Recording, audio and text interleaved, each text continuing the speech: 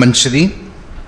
మన ఆయుష్కాల దినాల్లో ఎవరు ఇవ్వలేని ఈ దినాన్ని, సమయాన్ని మనకు అనుగ్రహించి ఆయన సన్నిధిలో కూర్చుండబెట్టిన మన ప్రభు అయిన యేసుక్రీస్తు వారి నామమున మీకు నా హృదయపూర్వకమైన వందనాలు తెలియచేస్తూ ఉన్నాను. మరి దేవుని వాక్యాన్ని శ్రద్ధగా విందాం. ప్రభునందు ప్రియులారా, దేవుని గూర్చిన జ్ఞానం నిజమే, అది అన్ని జ్ఞానాల కంటే ఉత్తమమైన జ్ఞానం. ఆ దేవుని గూర్చిన జ్ఞానం 7 భాగాలుగా ఉంటుందని విన్నాం. అందులో ఒక భాగం ఏంటంటే దేవుని సేవను గూర్చిన జ్ఞానం. దేవుని సేవను గూర్చిన జ్ఞానం. దేవుని సేవించుట ఆవశ్యకం. ఆవశ్యకం అంటే ఆప్షనల్ కాదు, తప్పనిసరి. విమోచించబడిన వారందరూ దేవుణ్ణి సేవించాల్సిందే. దేవుని సేవ కొంతమందికే పరిమితం చేయరాదు సుమా. మనమందరం ఆయన సేవకులమే. అంతెందుకు, పాత నిబంధనలో ఐగుప్తులో నుంచి ప్రజల్ని విడిపించేటప్పుడు ఒక మాట అన్నాడు చూడండి. నిర్గమాకాండములో 8వ అధ్యాయం 1వ వచనాన్ని చూద్దాం.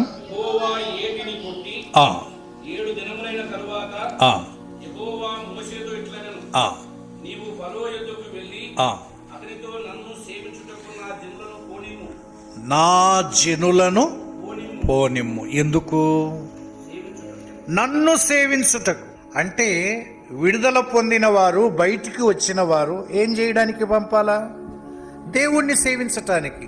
మనం కూడా రక్షించబడిన వారం దేవుణ్ణి సేవించటానికే ఉన్నామని గుర్తుపెట్టుకోవాలి. కొంతమంది దేవుని సేవను తప్పుగా అర్థం చేసుకునేవారు. దేవుని సేవ ఫలాని వారు మాత్రమే చేస్తారు అనుకునేవారు చాలా మంది ఉన్నారు. కానీ పాపము నుండి, శాపము నుంచి విడిపించబడిన వారందరూ దేవుణ్ణి సేవించాల్సిందే. ఇది తప్పనిసరి. అయితే అన్ని రకాలైన సేవలు అందరూ చేయలేరు. సేవ మీద అవగాహన కలిగించడం కోసమై దేవుని సేవను గూర్చిన జ్ఞానం మనకు ఉండాలి. ఈరోజు తర్వాత చూద్దాం. చూడండి, యెహెజ్కేలు గ్రంథం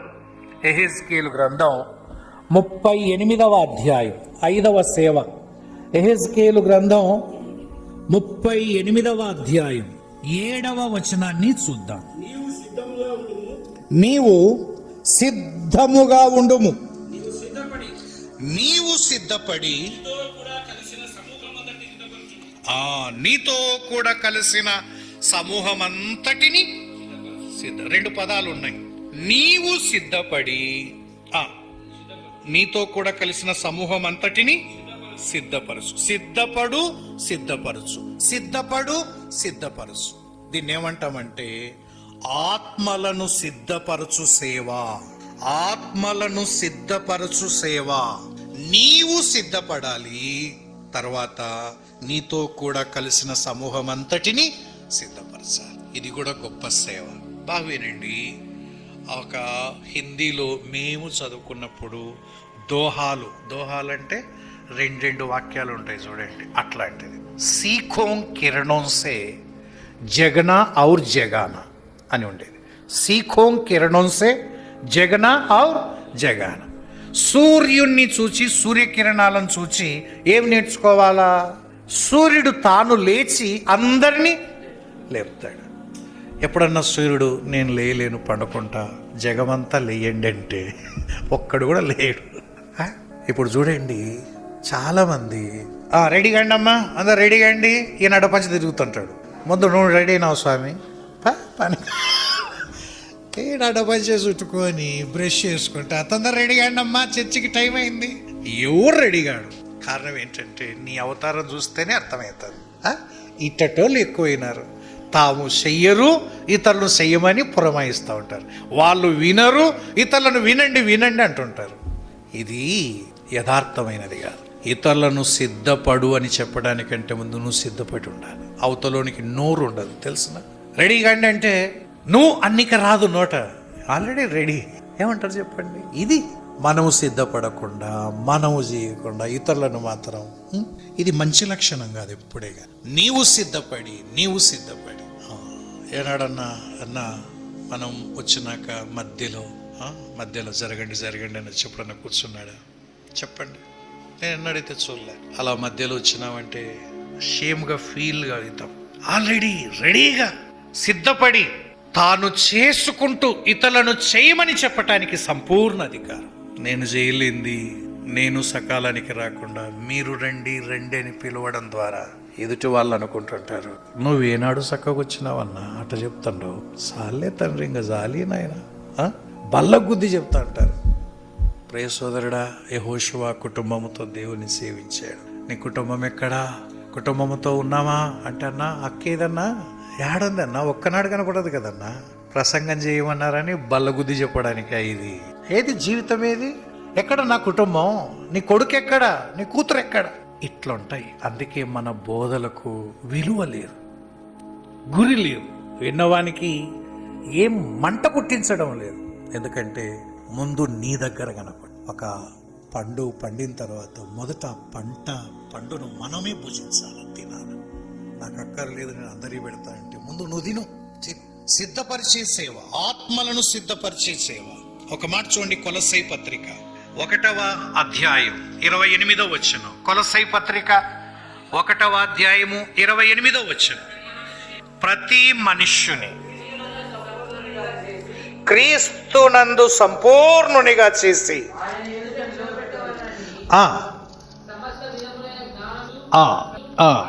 రైట్. పౌలు యొక్క ఆశ ఏంటంటే నమ్మిన ప్రతి మనుష్యుణ్ణి, ప్రతి ఆత్మను దేవుని దగ్గర నిలబెట్టాలి. ఎట్లా నిలబెట్టాలట? సంపూర్ణుని చేసి. ఒక మెడికల్ కాలేజీలో చేరిన విద్యార్థిని 5 సంవత్సరాల తర్వాత ఒక డాక్టర్ని చేసి నీ ముందర నిలబెట్టడం కాలేజ్ యొక్క గోల్. అయ్యా, ఈరోజు ఇంటర్వ్యూట్ అయిపోయింది, మా కాలేజీలో చేరుతున్నాడు, 5 ఏళ్ల తర్వాత డెలివరీ ఇస్తాం. ఒక వ్యక్తి కడుపును కోసి పేగులను అటు ఇటు తిప్పి గుండెను మార్చేంత వ్యక్తిగా తయారు చేసి నీ ముందర నిలబెడతాను. అది ఒక మెడికల్ కాలేజీ గొప్పతనం. పౌలు యొక్క ఆశ ఏంటంటే క్రీస్తు నమ్ముకున్నారు ఈరోజు, కానీ పరిపూర్ణులు కాదు, సంపూర్ణులు కాదు. కానీ దేవుని దగ్గర నిలబెట్టేసరికి ప్రతి వ్యక్తి ఏం కావాలా? సంపూర్ణుని చేసి నిలబెట్టాలా. మనమంతా సంపూర్ణులమే. ఒక దాంట్లో బాగున్నామంటే 2 దాంట్లో బాగున్నాం, ఒప్పుకోవాలి. అన్నిట్లలో బాగుంటే ఇట్లా ఉండవు సమస్యలు. మనం అసంపూర్ణులమే. జీవిత కాలము రూపాంతరము చెందుతూనే ఉండాలి. జీవిత కాలం మారు మనసు పొందుతూనే ఉండాలి. అయితే గమనించండి, క్రీస్తు దగ్గర నిలబడేసరికి ప్రతి ఆత్మ సంపూర్ణుడు కావాలి. సంపూర్ణుడు కావాలి అంటే ఏవైనా కొన్ని లక్షణాలు ఉన్నాయా అంటే ఇక్కడ చూడండి, కొలస్సై పత్రికలోనే 1వ అధ్యాయానికి రండి. 9, 12 కలిసి ఉన్నాయి.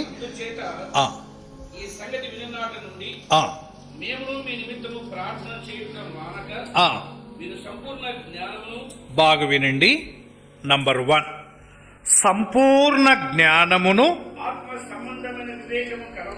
నంబర్ 1, ఒక విశ్వాసి సంపూర్ణుడు కావాలి అంటే కొన్ని లక్షణాలు పౌలు ఇట్లా పెట్టుకున్నాడు. ప్రతి ఆత్మ ఇలా కావాలి.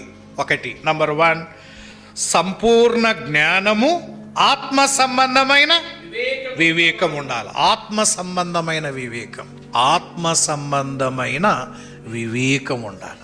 ఇది ఒక లక్షణం. ఒక వ్యక్తి సంపూర్ణుడైనాడు అంటే జ్ఞానం ఉండాలి, వివేచన శక్తి ఉండాలి. ఆత్మ సంబంధమైన వివేచన శక్తి. అన్ని పనులు ఒకే సమయంలో చేయలేవు. ఒక పని కోసం ఇంకొక పనిని వదిలిపెట్టాలి. నీ వివేకం ఏమైంది? నువ్వు ఎన్నుకున్న దాన్ని బట్టి నీ వివేకం అర్థమవుతుంది. నీ వివేకం ఎప్పుడు అర్థమవుతుందంటే నీ ముందర ఉండే పనులలో ఒకదాన్ని వదిలిపెట్టుకొని ఒకదాన్ని సెలెక్ట్ చేసుకోవాలి. నువ్వు సెలెక్ట్ చేసుకున్న దాన్ని బట్టి నీ వివేకం బట్టలు బయలైపోతుంది.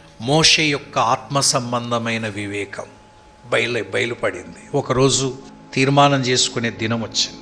ఐగుప్తు ధనం, అల్పకాల పాప భోగం, ఐగుప్తు అధికారం ఇట్లున్నాయి. ఇంకొకటి క్రీస్తు.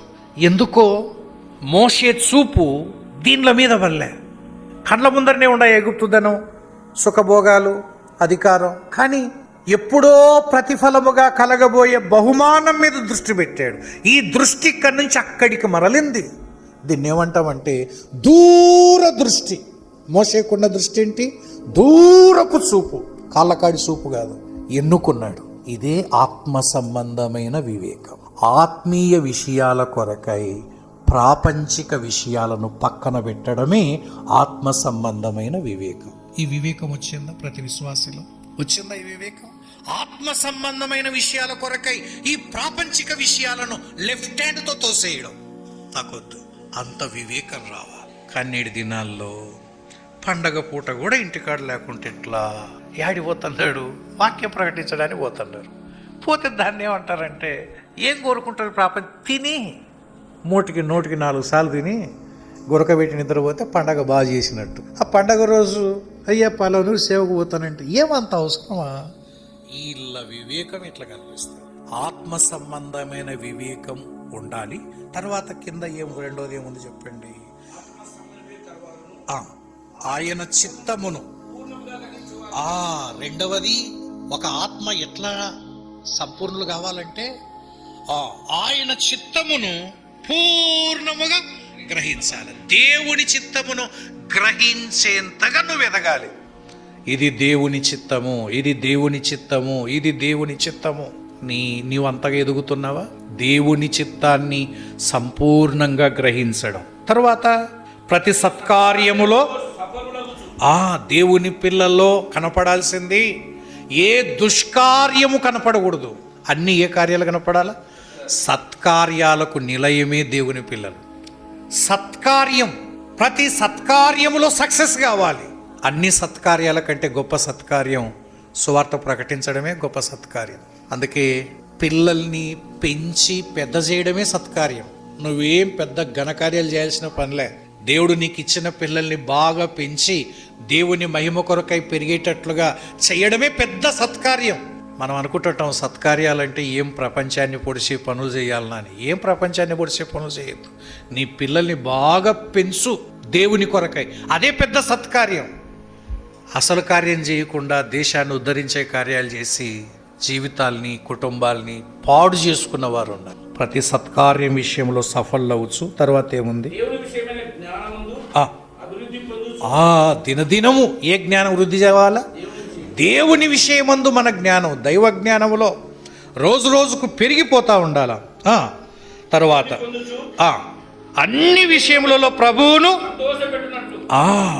ఒక్క విషయంలో కాదు సుమా, నువ్వు చేసే ప్రతి పనిలో నీ ప్రభు సంతోషపడాలా. శబాష్.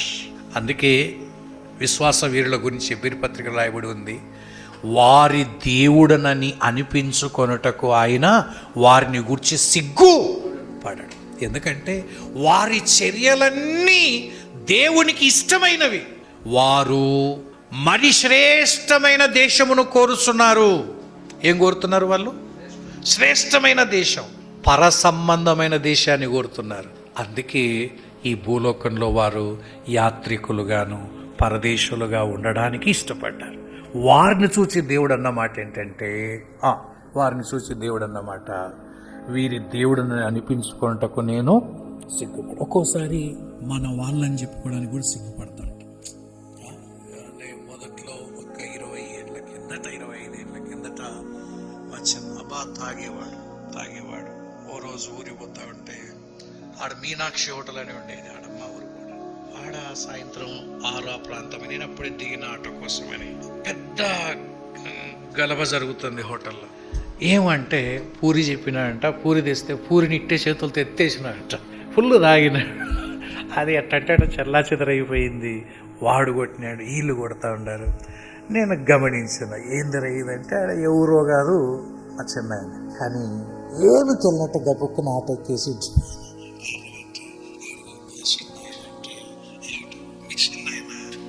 చెప్పుకోవడానికి ఏమనిపించింది చెప్పండి? ఈడ ఉండే బదులు కొంచెం దాటుకొని పోవడం మంచిది పారా.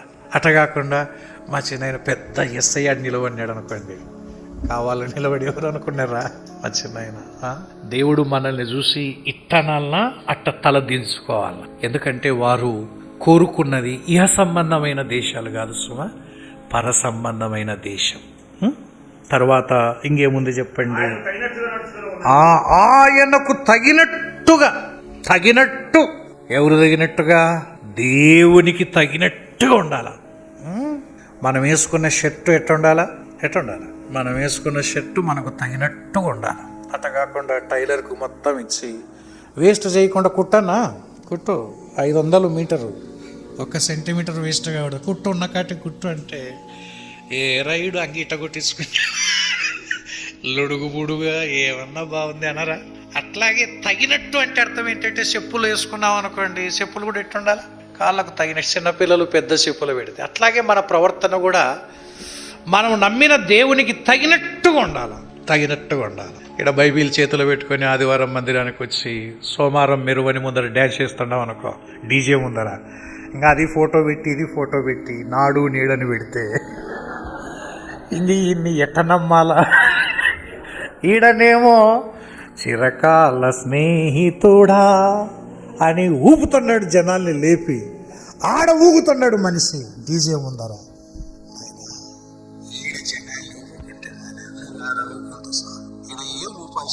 మందిరంలో నువ్వు బజార్లో ఊపుడు నిలబడితే సార్ అదే దేవుడికి.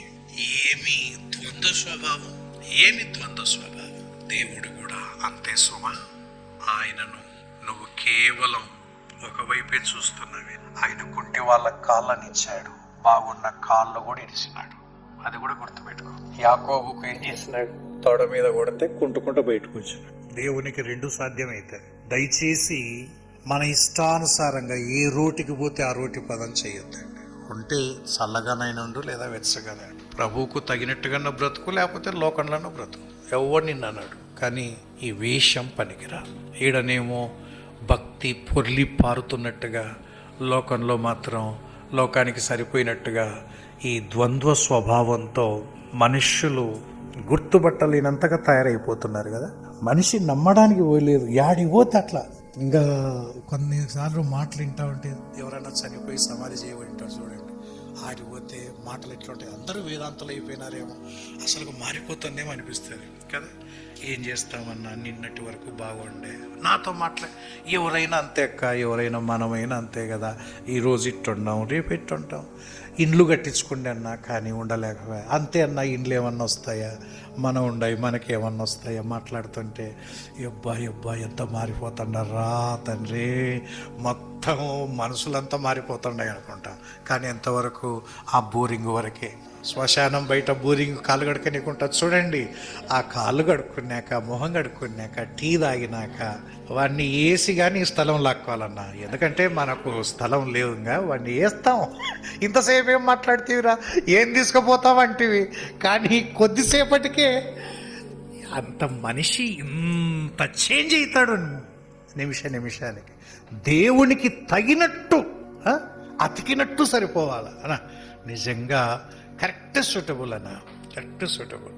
భక్తుడంటే ఇలా ఉండాలి. యోసేపును చూసి ప్రధానమంత్రి అయిన తర్వాత పోతీఫర్ భార్య చూసిండదా? ఎంత ఏం చెప్పండి. పోతీఫర్ ఇంట్లో నుంచి పారిపోయి చెరసాలలో అన్నాక ఆడిపోయినాడు. ఇప్పుడు పోతీఫర్ భార్య కూడా చూసింటాయి. యోసేపును చూసి ఒకటే మాట అనుకుంటారు, భక్తుడంటే ఇట్లుండాల. ఆమె చెప్పిన సాక్ష్యం ఇంకా ఎవరు చెప్పినా చెల్లరు. అన్నా, దేవుణ్ణి నమ్మినోడంటే నేను చెప్తున్నాను ఇట్లుండాల, యోసేపు లెక్క ఉండాల. ఆమెకు తెలుసు ఆయన ఎంత భక్తుడో. అటువంటి సాక్ష్యం పొందాల, అటువంటి సాక్ష్యం. అందుకే తగినట్లు నడుచుకోవడం, తర్వాత ఓర్పు దీర్ఘశాంతం కనపరచడం. కింద చూడండి, కృతజ్ఞతాస్తుతులు చెల్లించడం. దాదాపు నేను 8 రాసుకున్న 8 లక్షణాలు. పౌలు పెట్టుకున్నటువంటి టార్గెట్, ఆత్మ ఈ లక్షణాలను సాధించాలి, సంపూర్ణులు కావాలి అంటే. ఒక క్రీస్తు నమ్మిన ఆత్మ ఇట్లా తయారు కావాలి. ఆత్మ సంబంధమైన వివేకం, దేవుని చిత్తమును సంపూర్ణంగా గ్రహించే స్థితికి ఎదగడం, ప్రతి సత్కార్యము చేసి సఫలు కావడం, దేవుని జ్ఞానములో దినదిన వృద్ధి చెందడం, అన్ని విషయాల్లో ప్రభువును సంతోషపెట్టేవారుగా వృద్ధి చెందడం, ఆయనకు తగినట్లు నడుచుకోవడం, ఓర్పు దీర్ఘశాంతం కనపరచడం, కృతజ్ఞతాస్తుతులు చెల్లించడం. వరుసగా ఒక్కొక్క పాయింట్ రాసుకోండి. ఆ లక్షణాలకు పక్కన టిక్కు పెట్టుకుందాం. నాకిప్పుడు ఎన్ని లక్షణాలు వచ్చినాయి, నాకిప్పుడు ఎన్ని లక్షణాలు ఉన్నాయి, ఇంకా నేను ఎంత డెవలప్ కావాలి, ఏ విషయంలో నేను ఈ లక్షణాన్ని అట్టైన్ చేయలేకపోయినాను, అంటే సాధించలేకపోయినాను, ఇంకెన్ని లక్షణాలు వెనకబడ్డాను. క్రీస్తు దగ్గర నిలబడ్డప్పుడు దీన్ని సిద్ధపరిచే సేవ అంటాం. ఏం సేవ చెప్పండి? సిద్ధపరిచే సేవ. ఇప్పుడు 9:30కు నేను వాక్యం చెప్పాలి. వాక్యం చెప్పడానికంటే ముందుగా ఏం జరిగింది తెలుసిన? సిద్ధపరిచే సేవ. అందరినీ సమకూర్చి తీసుకొని వచ్చి కూర్చోబెట్టి ఆ వాతావరణాన్ని అనుకూలం చేసి అందరినీ వినడానికి సిద్ధం చేసి, ఇదేంటి సేవ చెప్పండి? సిద్ధపరిచే సేవ.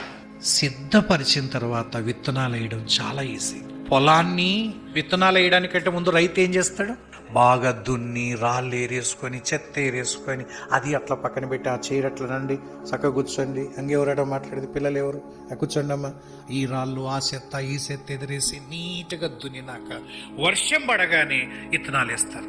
ఆ విత్తనాలు చక్కగా మొలుస్తాయి, ఏపుగా పెరుగుతాయి. అట్టగాకుండా పొలాన్ని సిద్ధపరచుకోకుండా వర్షం పడింది కదా అని విత్తనాలు వేయనిపోతే ఆ గుంటుకలు ఎరిగిపోతుంటాయి. కానీ విత్తనాలు మాత్రం పైన పడతాయి, పడిన అట్టట మొలకలు వస్తాయి, ఎత్తిన కంకి అంత సన్న కంకి, ఆ గింజలు కూడా ఎట్టొస్తాయి అంత సన్నవి, అవి తిన్నా షేవు ఇట్టుంటాయి. కొన్ని మీటింగులు అట్లాగే అది రసగొడ లెక్కనే ఉంటాయి. నేను మాత్రం చెప్తానే ఉంటాడు, ఎవరి లోకం వాళ్ళది, ఎవరి కథ వాళ్ళది, ఎవరు వింటున్నారో తెలియదు, ఎవరిని కంట్రోల్ చేస్తున్నారో తెలియదు, ఎందుకు వచ్చినారో తెలియదు. అనవసరంగా మాట్లాడడం, వీళ్ళు రావడం, వాళ్ళు మాట్లాడడం, భక్తిలో లేచి ఏదో గొప్ప సేవ చేస్తున్నట్టు డబ్బుకి మనం కూడా వెళ్తాం, జిగ్గు పట్టుకొని నీళ్ళంతా అడ్డంగా పోయి నీదేమి సేవ అండి మనిషి వానికి ఊకొండలాక తిరగనీకేది, వాళ్ళకి దప్పికనే ఉండదు. అన్న నీళ్ళు తాగుతావా పడతా, ఎవడేమనలేరు, ఎందుకంటే నీళ్ళు వస్తున్నాడు కదా అని తెలిసినోడే చెంపగా పట్టి కొట్టాలా. నీళ్లు పోస్తే అంతే, ఈడ నీళ్లు పోసినా తంతాం, నీళ్లు పోసినా తంతాం, ఎందుకంటే ఇది నీళ్లు పోసే టైము కాదు. అంత వివేకం లేదా? అంత వివేకం లేదా? వినే వాక్యం ఎవరు వినాలి చెప్పండి? ఎట్లా డిస్టర్బెన్స్ కాదా? అదేదో పెద్ద లైసెన్స్ తీసుకున్నట్టు ఇంకా తీసుకొని జగ్గు తీసుకొని తిరుగుతూ ఉంటే భలే కోపం వస్తట. ఇది నీళ్ళు పోసే టైమా? ఎంతసేపు అయింది వీళ్ళు వచ్చి, ఎంతసేపు అయ్యి కూర్చొని ఆడ కలుపు తీసేటప్పుడు గంటకు నీళ్లు అందిస్తుంటారా తాగని? ఆడ మాత్రం లే. ఇది ఫ్రీ జోన్ అయిపోయింది కదా, ఫ్రీ జోన్. పిల్లలతో ఆడుకోవడానికి, పిల్లల్ని ఆడుకోవడానికి ఇది అంగన్వాడీ కేంద్రమా? అంగన్వాడీ కేంద్రాల మాత్రమే ఉంటాయి కొన్ని. పిల్లలు అరిసే వాళ్ళు అలుస్తూ ఉంటే, తిరిగే వాళ్ళు తిరుగుతూ ఉంటే ఆ వాతావరణం ఉండాలి కదా. ఇంతకంటే గొప్ప సేవ ఏమనిపిస్తుంది? సిద్ధపరచు సేవ. ఒకసారి అపోస్తుల కార్యముల గ్రంథములో చూడండి. అపోస్తుల కార్యముల గ్రంథం 10వ అధ్యాయం 15వ అధ్యాయము 33వ వచనం 33 అన్న వెంటనే అని అపోస్తుల కార్యములు 10:33.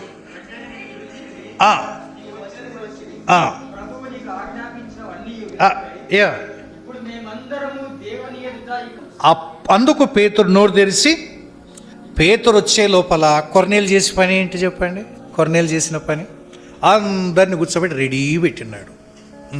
ఇది చాలా భలే మంచిది అనిపిస్తుంది. ఆ కూడిక జరుగుతుందంటే ఆ కూడిక కావాల్సిన ఏర్పాట్లు చేసి ప్రజలందరూ కూర్చొని సిద్ధంగా ఉంటే పేతురు వచ్చినాడు.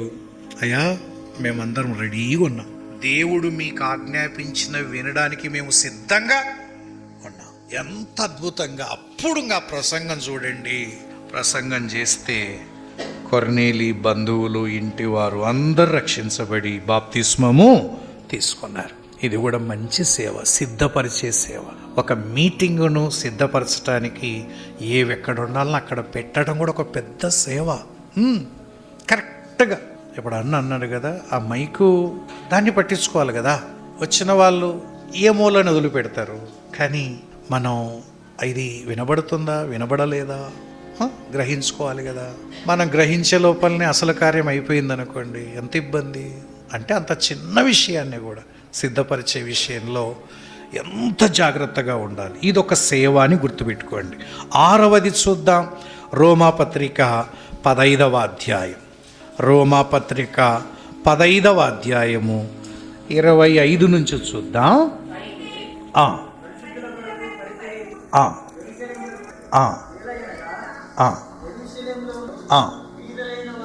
బీదలైన వారి నిమిత్తము మాసిదోనియా వారును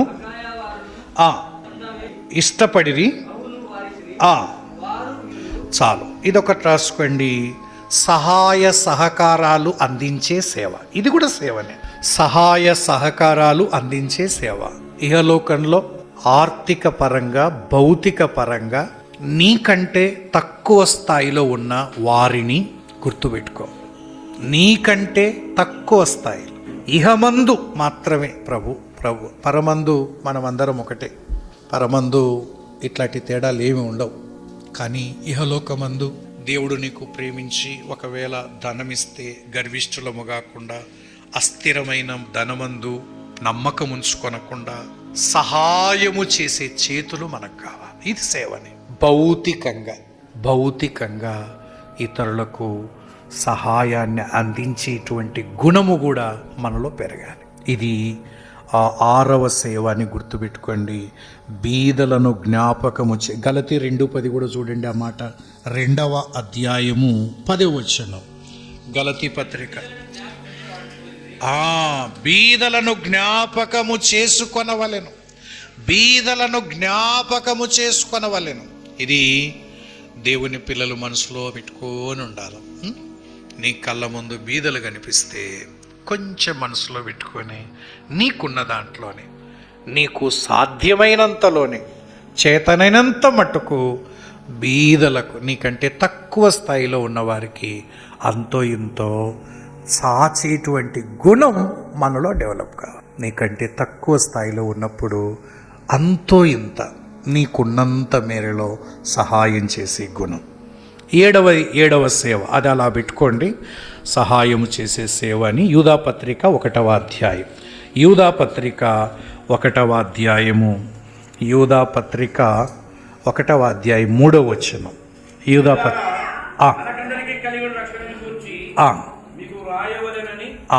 విశేషాసక్తి కలవాడనై ప్రయత్నపడుచుండగా పరిశుద్ధులకు ఒక్కసారి అప్పగింపబడిన బోధ నిమిత్తము పోరాడవలెనని. ఇదొక సేవ. బోధ నిమిత్తం పోరాడవలనంటే వాక్య సత్యాన్ని కాపాడుకోవడంలో నీకు రోషం ఉండాలి. వాక్య సత్యాన్ని నిలబెట్టాలి. అంతేగాని వాక్య సత్యానికి భిన్నంగా జరిగే సంగతులను చూస్తూ ఉండరాదు. బోధ నిమిత్తమై పోరాడాలి. నిజమే. ఒక రకంగా చెప్పాలి అంటే దేవుడు మనకిచ్చిన ఆత్మలను, సంఘాన్ని రక్షించే సేవ కూడా. ఇన్ని రకాలైన బోధల మధ్యలో వాక్య సత్యానికి నిలబడే బిడ్డలుగా వాళ్ళు రక్షించుకోవాలి. రక్షణ సేవ. ఒక దేశానికి విపత్తులు ఎన్ని రకాలుగా వస్తాయి చెప్పండి. ఒక దేశానికి రక్షించటానికి ఏముంటారు? మిలిటరీ ఉంది కదా. దేశానికి విపత్తులు 2 రకాలు. బయట నుంచి వచ్చే విపత్తులు, రెండవది ఇంటర్నల్గా లోపల నుంచి వచ్చే విపత్తులు. బయట నుంచి ఏ విపత్తులు వస్తాయి? యుద్ధాలు, ఉగ్రవాదులు, చొరబాట్లు, ఇవి జరగకుండా చూసుకోవాలి. అంతర్గతంగా దేశాన్ని పాడు చేసేటువంటివి ఏం చెప్పండి? ఇంటర్నల్గా కరువులు రావడం, భూకంపాలు రావడం, అంతర్గతంగా అల్లర్లు, ఇవి. అట్లాగే ఆదికాండం 2వ అధ్యాయం 15వ వచనాన్ని చూద్దాం. ఆదికాండం 2వ అధ్యాయం 15వ వచనం. మరియు దేవుడైన యెహోవా నరుని తీసుకొని ఏదెను తోటను సేద్యపరచుటకును దాని కాచుటకును దానిలో ఉంచెను. దేవుడు ఆదాముకి ఇచ్చిన సేవ అని పేరు పెట్టినామనుకోండి. ఆదాముకు దేవుడిచ్చిన సేవ 2. ఒకటి ఏదేను తోటను ఏం చేయాలా? కాయుట. రెండవది సేద్యపరచుట. కాయుట, సేద్యపరచుట. ఏదేను తోటను కాయాలి అంటే ఆ రోజు పామును ఏదేను తోటలోకి రాకుండా వాళ్ళు ఏం చేయలేకపోయినారు? అడ్డగించలేకపోయినారు. అయిపోయి పెద్ద విపత్తు వచ్చి పడింది ఏదోను తోటలోకి. పాము లోపలికి ప్రవేశించింది, దేవుడి మీదనే అపార్థాలు పుట్టించింది. అపార్థము అంటే అర్థం ఏంటి? తప్పుగా అర్థం చేసుకోవడం. అపార్థం అంటే అర్థం ఏంటి?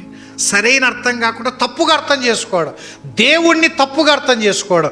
దేవుడు ప్రేమిస్తే ఇది ఎందుకు తినొద్దంటున్నాడు? ఇన్ని తినమని చెప్పిన దేవుని ప్రేమ అర్థం కావడం లేదా? మీరు తోట వృక్ష ఫలాలన్నీ తినవచ్చు అన్నాడు, అప్పుడు ప్రేమ అయిపోయింది. ఈ ఒక్క దాంట్లోనే దేవుని ప్రేమ తక్కువైందా?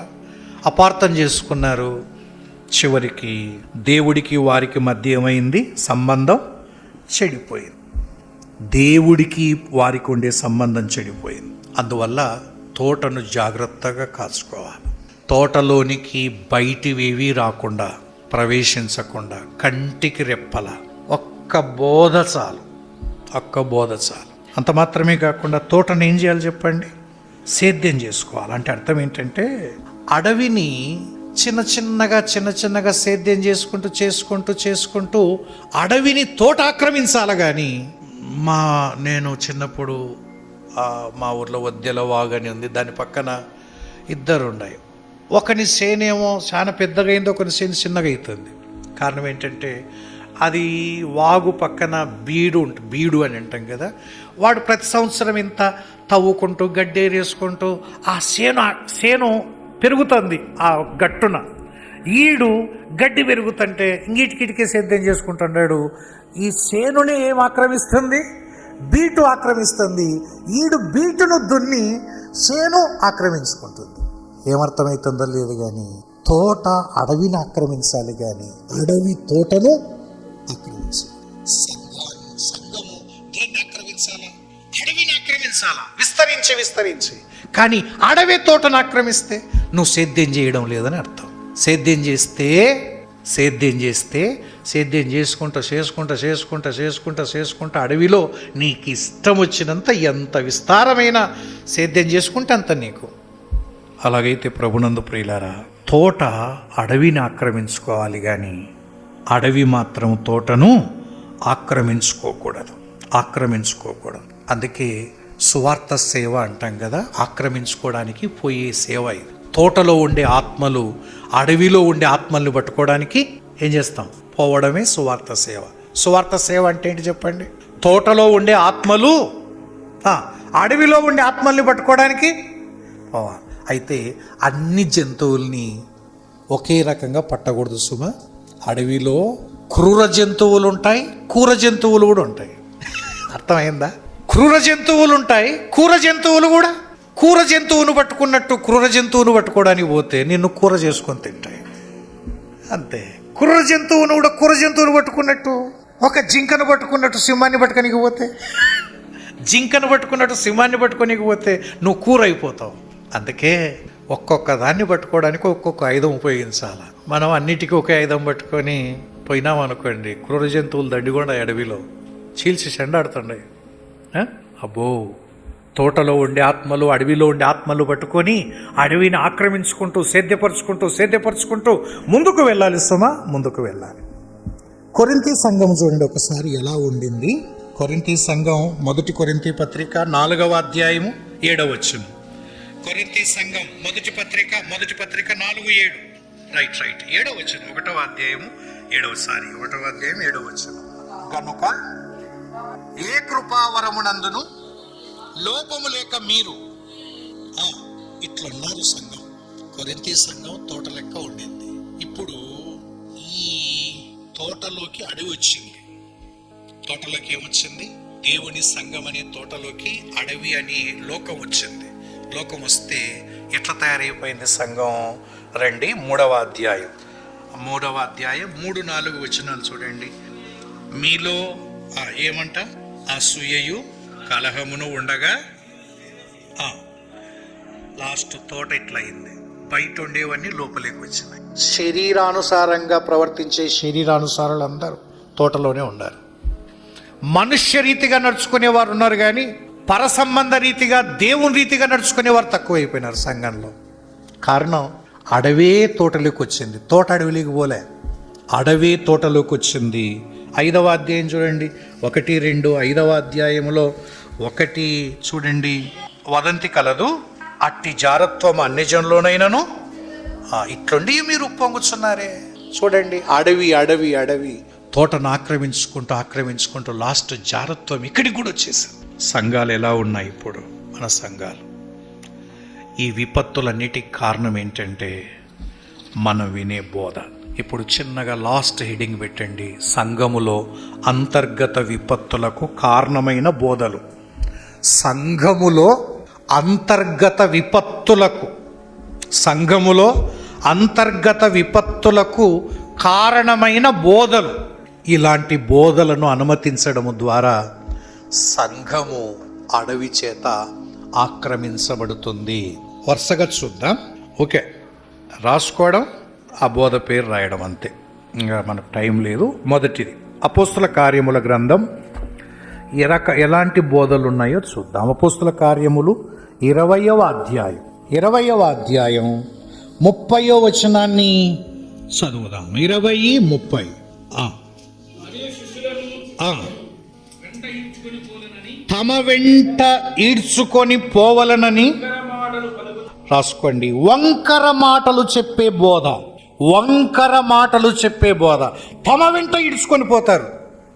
ఈ బోధకులు ఒక్కసారి బోధ చేస్తే ఈడ్చుకొని పోతూ ఉంటారు. ఒక చోట ఒక ఇంట్లోకి పోతే, మొన్ననే టీవీ ఆన్ చేసినారు తొగ్గల్లో. ఉదయం ఒక ఇంట్లో స్నానం చేయడానికి పోతే టీవీ పెట్టినారు. అందులో ప్రసంగికుడు మాట్లాడుతూ, ప్రభు నమ్ముకున్నా ఇంకా మీ అప్పులు తీరలేదా? అయితే ఒక్కసారి ఎందుకు ప్రయత్నించకూడదు? అడ్డాడ రాకూడదని. ప్రభు నమ్ముకున్నప్పటికీ సంతానము కలగలేదా? ఎందుకు ఒక్కసారి ప్రయత్నించకూడదు?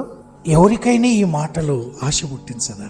ఒక్కసారి నిజమే కదా, వాళ్ళ సమస్యని, ఏ సమస్య అయితే ఉందో ప్రతిదాన్ని, ఇండ్లు కట్టుకోవాలని ఎంత ప్రయత్నం చేసినా చేత కావడం లేదు కదా, ఒక్కసారి ఎందుకు ప్రయత్నించకూడదు? రండి, మీకోసమే రండి. అయిపోయా.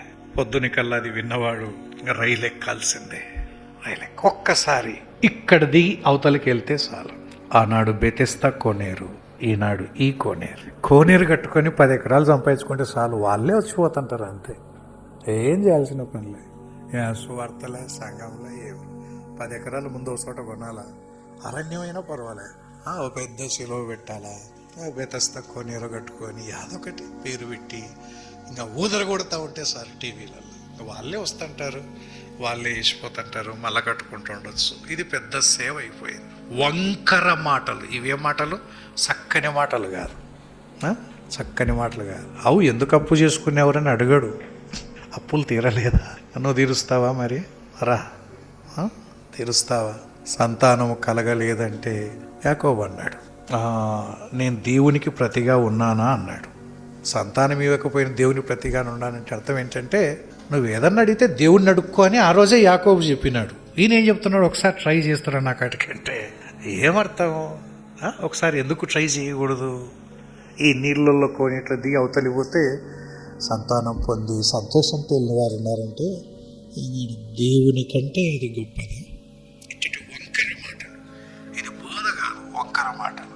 రెండోది చూడండి, రోమాపత్రిక 16వ అధ్యాయం 17-18. రోమాపత్రిక 16వ అధ్యాయం 17-18.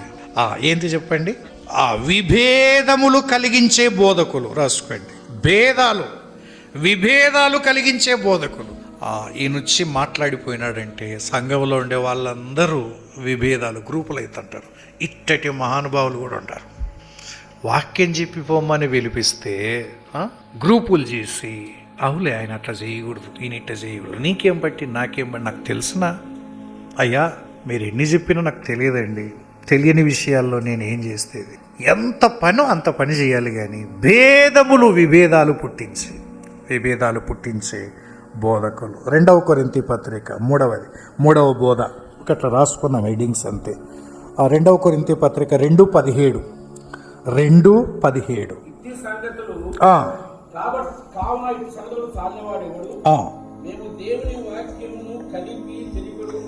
రాసుకోండి, వాక్యమును కలిపి చెరిపెడి బోధ. వాక్యమును కలిపి చెరిపెడు బోధ. కలిపిన తప్పే, చెరిపిన అంటే తీసేసిన అంతే. చెరిపిన అంటే చెరపడం, ఒక లైన్ లేకుండా చెరిపేయడం. పాలు, ప్యాకెట్ పాలు అంటాం కదా, ప్యాకెట్ పాల్లో ఈ రెండు జరిగినాయి. ఏం జరిగినాయి చెప్పండి? తీసేసినారు, కలిపినారు. ఏం తీసేసినారు, ఏం కలిపినారు? ఏమో కొన్ని తీసింటారు ఖచ్చితంగా, ప్యాకెట్ పాల్లో కొన్ని తీసినారు, కొన్ని కలిపినారు. ఏంటి ఇది? నిల్వ ఉండాలి కదా, నిల్వ ఉండాలి కాబట్టి ఖచ్చితంగా కెమికల్స్ ఇవి ఒరిజినల్ కావు అని అర్థం. ఒరిజినల్ అంటే అర్థం ఏంటంటే తీసేయకూడదు, కలపకూడదు. బర్రెపాలు పిండుతాం అనుకోండి, అవి తీసేయకూడదు, కలపకూడదు. కానీ ఇప్పుడు వెన్న తీసేసేటోళ్ళు, మిగడ తీసేసేటోళ్ళు అన్నీ తీసేసి నీకు ఇస్తారు, మళ్ళీ కొన్ని కలుపుతారు. అది ఆరోగ్యానికి హానికరమే. అట్లా దేవుని వాక్యం గొప్పవారు ఎదురుగొన్నారని తీసేయడం, గొప్పవారి ముందర ఇట్లా చెప్తే బాధపడతాను కలపడం. ఇప్పుడు ఒక వ్యక్తి పెద్ద వ్యక్తి ఆలస్యంగా వచ్చినాడు అనుకోండి, నేను ఎప్పుడు మాట్లాడినా దేవుని సందుకు ఆలస్యంగా రాకూడదని చెప్పాలి. అటు కాకుండా వచ్చినాక మామూలు ప్రభునందు ప్రియులారా ఆలస్యం జరుగుతూ ఉంటుంది, ఇందులో తప్పేం లేదు. ఇంకో గంట ఆలస్యం వచ్చిన ఇబ్బంది లేదు, రావడం ముఖ్యం. ఎవరు ఇట్లా తిప్పే ఎందుకు తిప్పినాడంటే అదో ఎదురుగా మహానుభావుడు ఉన్నాడు కదా, ఎవరైనా ఇట్లా మనుషులు చూసి కలిపి తీసేస్తుంటే ఇది బోధ సరైందా? పిలిస్తే పిలిచని, లేకపోతే వస్తే రా అని, రాకపోతే రా. ఆయన గొప్పోడని మన బోధ ఇట్లా ఉంటుందా? ఉండదు. ఆడిపోయినా అదే ఒకటి స్టాండర్డ్. ఆయన గొప్పోడు కావచ్చు కాక ఎవరైనా కావచ్చు కాక అట్లా కలపకూడదు, తీసేయకూడదు బోధను. దేవుని మాట అంటే అది. నెక్స్ట్ 4వది చూడండి, 4వ బోధ 2వ కొరింథీ పత్రికలోని 4:2 చూడండి. 4:2 వాక్యమును వంచనగా బోధించే బోధ. ఆ పదాన్ని పట్టుకొని వాక్యమును వంచనగా, వంచన అంటే అర్థం ఏంటి? మోసం. వాక్యాన్ని మోసముతో, అంటే ఒరిజినల్గా భారముతో కాకుండా మోసముతో. ప్రియ సోదరి, సారేపతు విధవరాలు మొదటి అప్పాన్ని ఎవరి చేతిలో పెట్టింది? ప్రవక్త చేతిలో పెట్టింది. తన జీవిత కాలం అంతా ఆశీర్వదించబడింది. నువ్వెందుకు పెట్టావు? ఏంటి? దేవుని దాసుని చేతిలో పెట్టావా మొదటి జీతం? ఎవరేం పలకకుండా అంటే ఒక ఆమెనేంది, నువ్వు నన్ను సారేపతు విధవరాలతో పోలుస్తున్నావు కానీ నిన్ను ఏలియాతో ఎందుకు పోల్చుకో? నీకు శాత అయితే పర్వతం మీద అగ్ని దింపి కాల్సు, నేను అప్పం ఇయ్యకపోతే అడుగు. నువ్వు ఏలియావుగా, నేను సారేపతు విధవరాలకు మర్యాదగా చెప్పుకొని పా. నన్నే సారేపతు విధవరాలతో పోలుస్తావు, నిన్నెందుకు ఏలియాతో పోల్చుకో అంటే ఆ వాక్యాన్ని బోధించడంలో కూడా స్వలాభమా, వంచన, మోసం ఉందా? దాంట్లో ఏమన్నా మోసం ఉందా? నీ స్వార్థం ఏమైనా ఉందా? ఎదుటి వ్యక్తిని ప్రలోభ పెట్టేటట్టుగా, బెదిరించేటట్టుగా, భయపడేటట్టుగా ఉందా? లేకపోతే నిజాయితీగా బోధిస్తున్నావా? ఏమని చెప్పడం తప్పు కాదు సుమా, అది బోధ, దేవుని బోధ. కానీ దాంట్లో మోసం ఉండకూడదు. 5వది 2వ కొరింథీ పత్రిక 11వ అధ్యాయం. 2వ కొరింథీ పత్రిక 11వ అధ్యాయం 13, 15. అట్టివారు అపోస్తుల వేషము ధరించుకొని వారై ఉండి దొంగ అపోస్తులను రాసుకోండి. సాతాను పరిచారకులైన బోధకులు ఉన్నారు. దేవుని పరిచారకులు బోధకులు కాదు వీళ్ళు. సాతాను పరిచారకులైన బోధకులు దొంగ వేషం వేసుకొని వీళ్ళు సాతాను ప్రతినిధులుగానే తిరుగుతున్నారు తప్ప దేవుని ప్రతినిధులు గారు. సాతాను పరిచారకులైన బోధకులు. 6వది తిమోతికి వ్రాసిన మొదటి పత్రికకు రండి. 6వ బోధ తిమోతికి వ్రాసిన మొదటి పత్రిక 1వ అధ్యాయం 6, 7 వచనాలు. కొందరు వీటిని మానుకొని తొలగిపోయి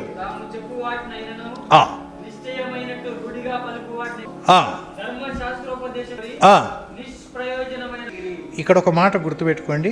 గ్రహింపకపోయినను ఏం కోరినారంట? ధర్మశాస్త్రోపదేశకులుగా. ఏం గ్రహింపకపోయినను? తాము చెప్పు వాటినైనను పలుకు వాటినైనను గ్రహింపక. అంటే అర్థం ఏంటంటే వారు చెప్పేది వారికే తెలియని బోధకులు ఉన్నారు. అట్లా రాసుకోండి. వారు చెప్పేది వారికే తెలియని బోధకులు. కొంతమంది ఎందుకు ఈ పదాలు వాడుతుంటారో తెలియదు. అంటే పదానికి లింకే ఉండదు. గొప్ప గొప్ప పదాలు వాడుతుంటారు. అందువల్ల దేవుడు సెలవిస్తూ ఉన్నాడు, సంఘము ఆయన అద్భుతమైన కార్యనిర్వాహకమైన ఏందేందో కార్యనిర్వాహకం ఎందుకు వచ్చింది, అద్భుతం వచ్చే సంఘం ఎందుకు వచ్చింది, ఆ పదాలు చెప్తా ఉంటే ఈ పదానికి వీళ్ళు ఏం చెప్తున్నారో కాలర్ పట్టుకొని ఏం చెప్తున్నారంటే చెప్తారా ఇళ్ళకన్నా అర్థమవుతుందే. ఇంకా అయిపోయా దంచుతూ ఉంటారు ఆ పదాలు. ఈడేసిన పదం ఆడ, దానికి దీనికి సంబంధం లేదు.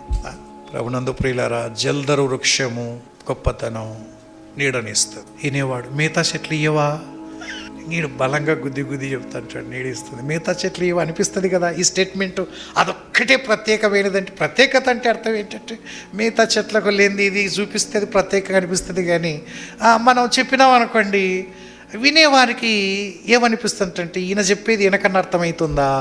ఇట్లాంటి బోధకులు కూడా నేడు తయారైనారు. వారు చెప్పు వాటిని పలుకు వాటిని గ్రహింపకపోయినా ధర్మశాస్త్రోపదేశకులుగా ఉండగోరుతున్నారు. అరవడం ఒకటి తెలుసు. కొంతమందికి అరిచే బోధకులే కావాలి, కరిచే బోధకులే కావాలి. వాళ్ళు వాక్యం వినరు, వాళ్ళకు కావాల్సిందేదే, వీళ్ళకి కావాల్సిందేదే.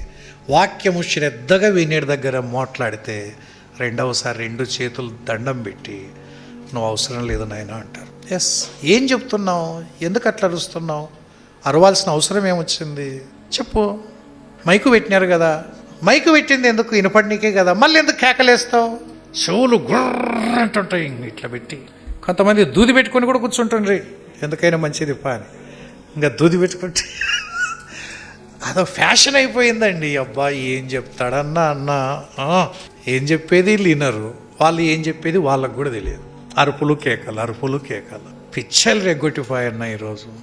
ఏం పిచ్చలు రేగినాయో వాళ్ళకు తెలుసు, వీళ్ళకు తెలుసు. 7వది అదే పత్రిక 6వ అధ్యాయం, తిమోతి రాసిన మొదటి పత్రిక 6వ అధ్యాయం 20-21 వచనాలు. ఓ తిమోతి, నీకు అప్పగింపబడిన దానిని కాపాడి అపవిత్రమైన వట్టి మాటలకును జ్ఞానమని అబద్ధముగా చెప్పబడిన, రాసుకోండి, జ్ఞానులమని చెప్పి అబద్ధాలు చెప్పే బోధకులు ఉన్నారు. జ్ఞానులమని చెప్పి అబద్ధాలు చెప్పే బోధకులు, ఇటువంటి బోధ కూడా వస్తున్నాయి. జ్ఞానులమని చెప్పి అబద్ధాలు బోధించేవారు. మేమెంత జ్ఞానులమో తెలుసా అంటారు, వచ్చి అన్ని అబద్ధాలు చెప్తారు. అన్ని అబద్ధాలే. రైట్. 8వది 2వ పత్రికలోకి రండి, తిమోతి. ఈ బోధల గురించి అన్ని ఒక చోట రాసడం జరిగింది, అంతే, ఏం చేయలేదు. 2వ తిమోతి పత్రిక 2:14 చూడండి. 2:14 వినువారిని చెరిపే బోధకులను రాసుకోండి. ఇదొక కేటగిరీ. ఈ బోధ వినడం వల్ల చెడిపోని తప్పితే బాగుపడే వాళ్ళు ఎవరుంటారు? ఇటువంటి బోధలు కూడా ఉన్నాయి సుమా, ఇటువంటి బోధలు కూడా ఉన్నాయి. బోధ విని చెడిపోయిన విశ్వాసులు కూడా ఉన్నారు. బోధ విని చెడిపోయిన వాళ్ళు, ఆ బోధ వినకముందే బాగుండే వాళ్ళు, ఈ బోధ విని జుట్టు బిక్కొని చెడిపోయి గందరగోళం పట్టించే వాళ్ళు ఉన్నారు.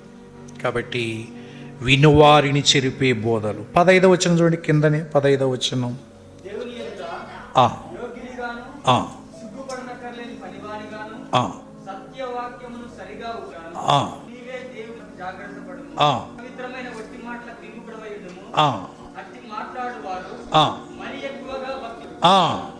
కొరుకు పుండు ప్రాకినట్లు వారి మాటలు ప్రాకును, హుమెనైను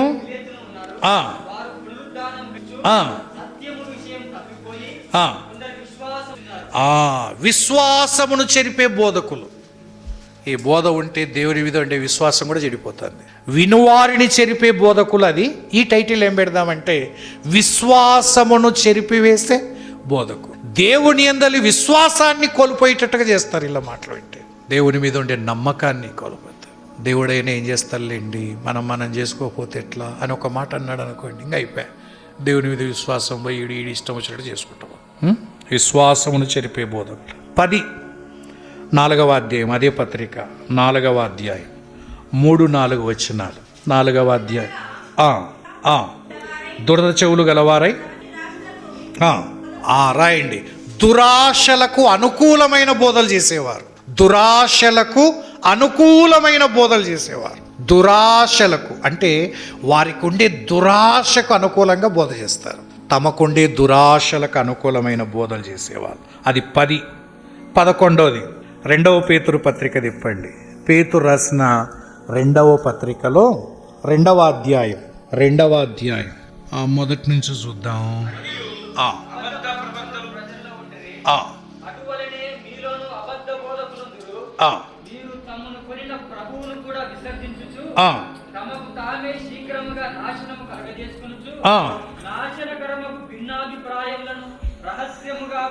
రాసుకోండి. నాశనకరమైన భిన్నాభిప్రాయాలు బోధించేవారు. నాశనకరమైన భిన్నాభిప్రాయాలు బోధించేవారు. నాశనకరమైన భిన్నాభిప్రాయాలు బోధించేవారు. విరుద్ధమైన స్వార్థను ప్రకటించేవారు. నాశనకరమైన భిన్న బోధలు. దేహానికి పవిత్రత కంటే ఆత్మకు పవిత్రత ఉండాలి. దేహము అది పరిగణలోకి రాదు, దేహం మంటిలోకి పోతుంది, దేహంతో ఏం చేస్తే ఏం సంబంధం, ఇట్లాంటి బోధలు బోధించి దేహములో పాపానికి చోటిచ్చి సర్వనాశనమైపోయిన భిన్నాభిప్రాయాలు, దేవునికి వ్యతిరేకమైనవి బోధించేవారు. లాస్ట్ చివరిది చూచి ముగించుకుందాం. 2వ రాజుల గ్రంథం 17:9 పాత నిబంధనలో ఆడొక టైటిల్ ఉంది. రాజులు 2వ గ్రంథం 17వ అధ్యాయం 9వ వచనం.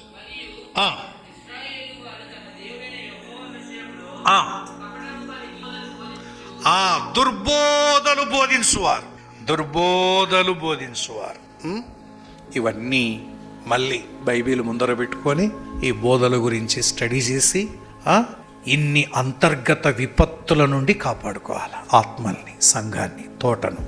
లేకపోతే అడవి ఆక్రమిస్తుంది, లోకము సంఘాన్ని ఆక్రమిస్తుంది, సంఘమే లోకాన్ని ఆక్రమించాలి. అలా ఆక్రమించకూడదు అంటే ఒకటి, తోటను కాచుకోవాలి, తోటను సేద్యపరచుకోవాలి. దేవుడు ఈ తలంపులు మన కొరకై ఆశీర్వదించునుగాక. ఆమేన్.